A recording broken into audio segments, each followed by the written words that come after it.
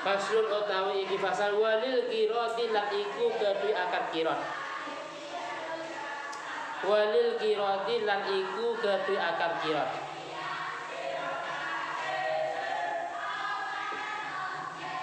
Akad qirat ini saya memberi gambaran.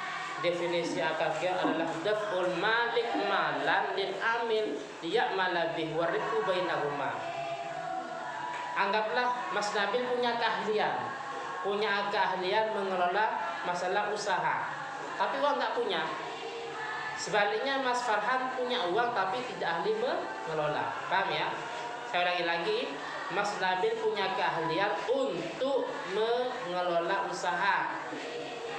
Jadi setiap usaha mesti rata-rata mesti sukses, berhasil, untungnya banyak.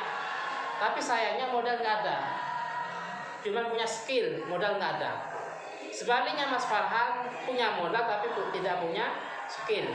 Bagaimana? Nah, maka Mas Farhan daf'ul malik, menyerahkan kepemilikannya kepada Mas Nabil. Mas, ini saya minta tolong ya, uang ini dikelola.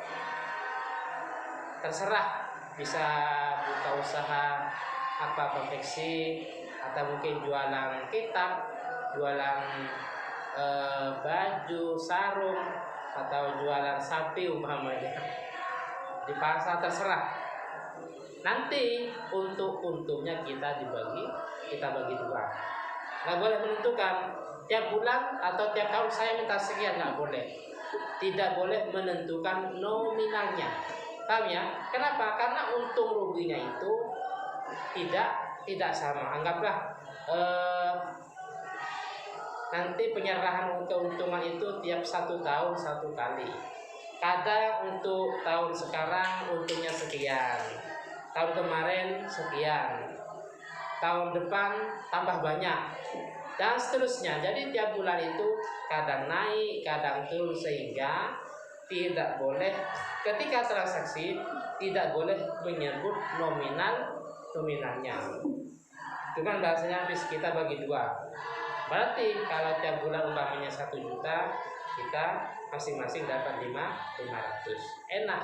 Mas Farhan tinggal duduk manis, nanti setiap tahun tinggal menerima sekian. Mas Nabil juga enak karena dia nggak punya uang tapi bisa mengelola. Istilah kita ini namanya saham. Ya, anggaplah saham. Intinya kita punya uang, kita serahkan kepada orang lain untuk dikelola, dan nanti untungnya dibagi dua. Dalam fikih di sini namanya akad qirat.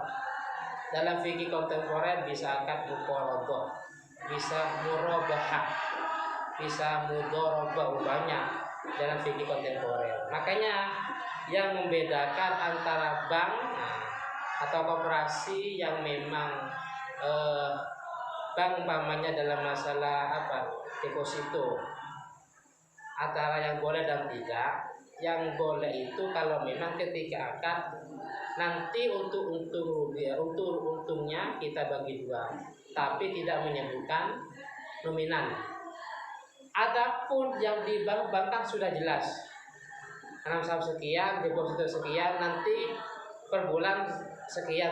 Nah itu nggak boleh. Kenapa? Karena tiap bulan itu penghasilan berbeda. Paham ya? Itu gambaran sekian tentang masalah akad qirat. Arba'atu syara'ito utawi papat piro-piro syarat. Yang pertama an yakunah, yang pertama iku yang ono. An yakunah yang pertama yang ono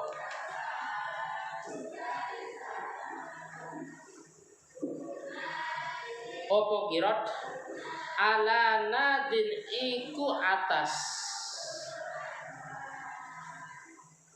dirham dan dinar.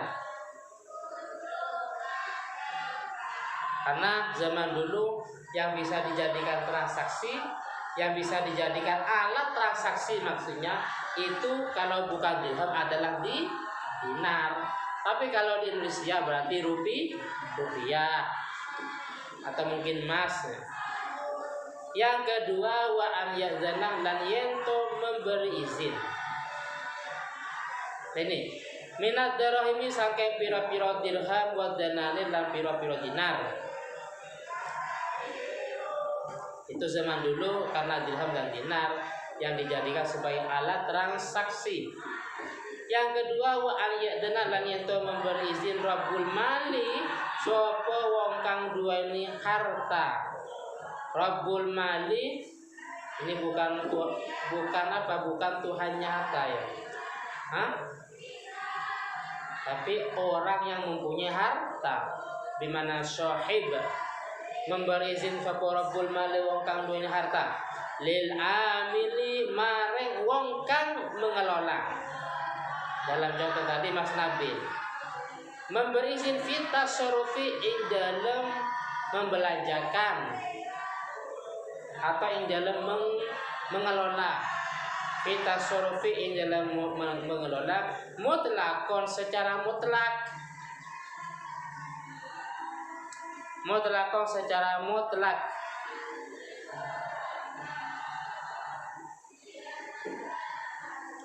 Jadi pemilik uang itu harus memberi kebebasan kepada orang yang mengelola. Tidak boleh terlalu membatasi. Contohnya tadi Mas Farhan sebagai malik, orang yang punya harta. Mas Nabil, ini saya punya uang dikelola. Cuman dalam benda-benda yang tertentu. Nanti kalau yang lain umpamanya harus musyawarah denganku umpamanya. Apa intinya kalau terlalu menyempitkan, terlalu memberi batasan, itu tidak diperkenankan. Yang benar bapaknya, Bin, saya punya uang sekian, silakan dikelola, terserah, bebas. Apa mau dagang pesawat, apa mau dagang kereta, apa mau dagang kapal, umpamanya terserah, diberi kebebasan. Tidak boleh terlalu membatasi, itu nggak boleh. Yang ketiga, aufima. Aufima atau ing dalam perkara ini termasuk yang kedua ya. Aufima atau ing dalam perkara la yang qatu yang tidak putus. La yang qatu yang tidak putus. Wujuduhu opo wujudnya ma, adanya ma.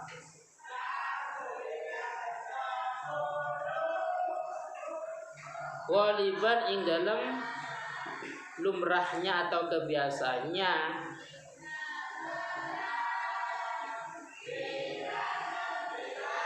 Jadi di sini kalau seandainya pemilik harta, contoh tadi Mas Farhan, menyarankan untuk mengelola dalam sesuatu yang jarang adanya, maka itu tidak sah. Contoh, anggaplah buah-buahan. Buah mangga itu adanya di musim kemarau atau musim hujan? Buah mangga adanya kemarau atau hujan? Kemarau ya. Sepakat kemarau? Bisa anggaplah kemarau. Sekarang memasuki musim hujan umpamanya. Memasuki musim hujan, otomatis buah mangga itu sudah jarang ada, tapi kadang jelek ya, hitam, kadang busuk atau yang lain. Mas Farhan sebagai yang punya harta, Mas Nabi ini saya punya uang, silakan dikelola untuk masalah jual beli mangga.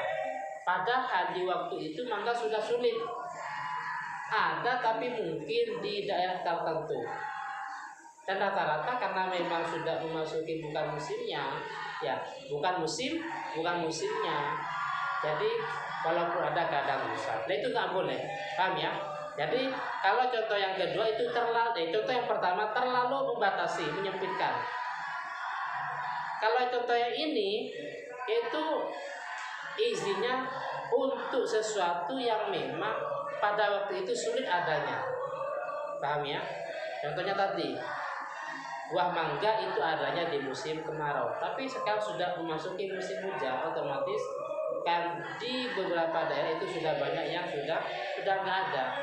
Kadang ada tapi jelek, sudah busuk atau yang lainnya. Maka sebagai pemilik harta, Mas Farha itu jangan terlalu